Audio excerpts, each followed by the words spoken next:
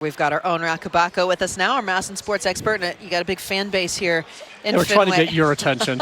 Tell Melanie we love her. I'm like, all right. Oh, you're pretty good, too. Well, one guy who has been pretty good is Jordan Westberg. Yes. He has been sorely missed on this team at third base. We've kind of noticed that defensive runs have started to shift overall for this team a little bit. But you've got that light at the end of the tunnel still, even though the games are ultimately winding down. Yeah, I mean, they really miss right-handed hitting middle infielders, first of all. I mean, he did a good job at third base as well. But at second base, you've got Soto, you've got Holiday, they're left-handed hitters. You've got Mayo and Rivera, who are right-handed hitters, corner infield. So I really feel like that there's some imbalance with the roster. And yeah, Westberg going down is one of the biggest losses. I know we tend to focus on the rotation and Coulomb, of course, because he was such a high leverage, really good lefty reliever. But man, taking Westberg's bat out, and he was given such good at bats, and this team has just been scuffling for a long time now, where it's no longer just kind of like a mini slump. It's been extended. And Brendan Hyde was asked recently, like suggestions of things he maybe could do to shake things up, to wake up this offense. It scored 7 runs in the last 5 games and can't drive in runners on base. It's, hey, did you think about this lineup or moving this guy up or down or taking this guy out? And he's like, I've tried all those things. Like this, none of this is new. This is the 128th different lineup tonight. 127 last night produced 3 runs, 2 for 11 with runners in scoring position, 11 runners stranded. So they need to come up with something. He's trying. He's not going to the same set lineup. They need injured guys back, obviously, and we're starting to trend that way, though they're on the clock. Norfolk's last game is September 22nd for rehab appearances, and we only have how many games left now? 17 maybe? So regular season, yeah.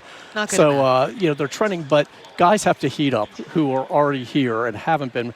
Adley Rutschman, 2 hits last night. That was big. He was here early today taking early BP with Ryan O'Hearn, putting balls in the seats there. So, he's working early with his hitting. Westberg, not yet. Yeah, he's not hitting yet, but he's getting closer to that, and he's taking ground balls. He was thrown across the infield. The guy setting the target for him was halfway between the mound and first for the first throw. Jordan went, like, you can go back to first. My arm can get it there now. But he's soon going to be swinging the bat, and then he's going to need rehab time. And he said he's not worrying about the clock or anything because he can't rush back from this. Yeah. He's not looking at the calendar, and then Brandon Hyde goes, I'm looking at the calendar. It's a very important part there, and I think worth emphasizing, too. You mentioned having him back that defender up. It's a lot different to have enough hand strength to grip a ball versus gripping a bat. They're obviously a lot heavier. There's a lot more that goes in that. So for people who are asking, well, if he's fine there, why is there's 2 different components of this. Now, outside of Westberg, you've also got guys like Heston Kjerstad, who you almost overlooked to a degree because he had already gone back to the minors technically, but he does have a rehab assignment. He does, and I believe it's now moved to Bowie because Aberdeen's season's over. He's there tonight in Erie, so don't rush over to Prince George's Stadium because I'm pretty sure it's empty. He's in Erie. So, he's nearing what could be possibly a return, but they had intended to option him before reversing it, putting him back on the concussion list. And he was swinging the bat pretty well. It's just more of a roster thing. Left-handed bat, wasn't playing enough.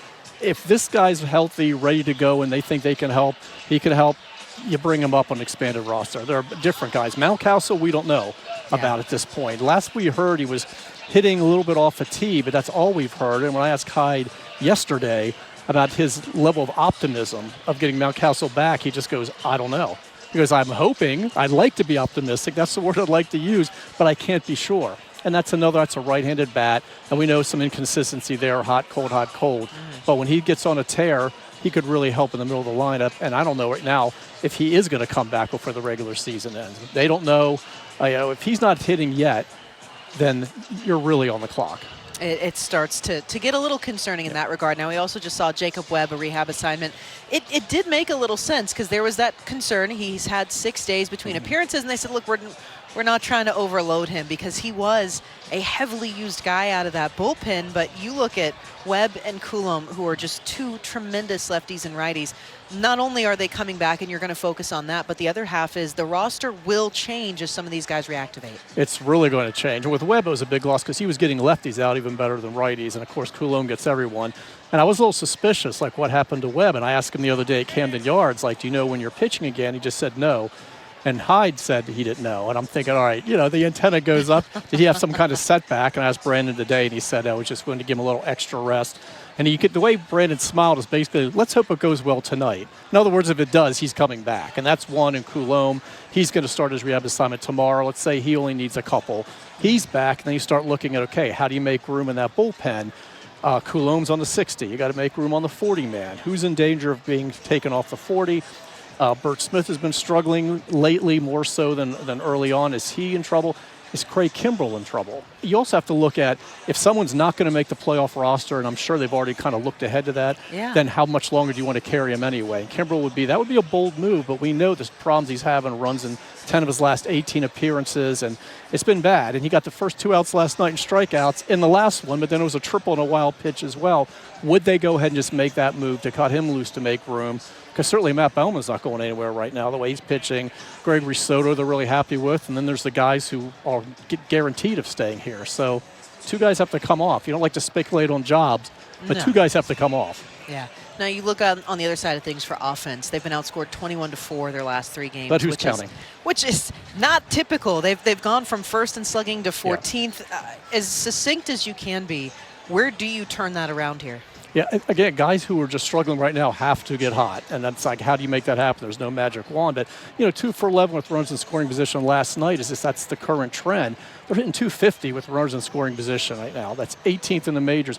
They led the majors last year in runners in scoring position and in on-base plus slugging with men on base and runners in scoring position. So, that's got to turn around. But how do you do it? It could happen all at once. It's just kind of this collective funk they're in, and then guys start pressing.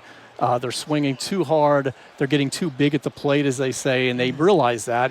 We're frustrated. We just have to kind of, shorten the approach a little bit, relax.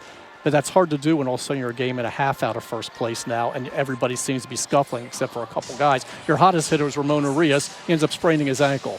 So, this has been a very frustrating period for them. I think it's starting to show a little bit more. Oh, we'll see if they can keep it turning around tonight. Saw some good individual at-bats last night, and you can only hope that at this point they've had good luck against Cutter Crawford. Maybe that starts to compound again. Thank you, as always, Roch, for your insight. By the way, he's throwing his cutter less against the Orioles than anybody else, which is odd because his name's Cutter. So he's cutter less, which he is named after the pitch. Yes. So now it's a fraud. It's kind of weird then, right? It's very weird.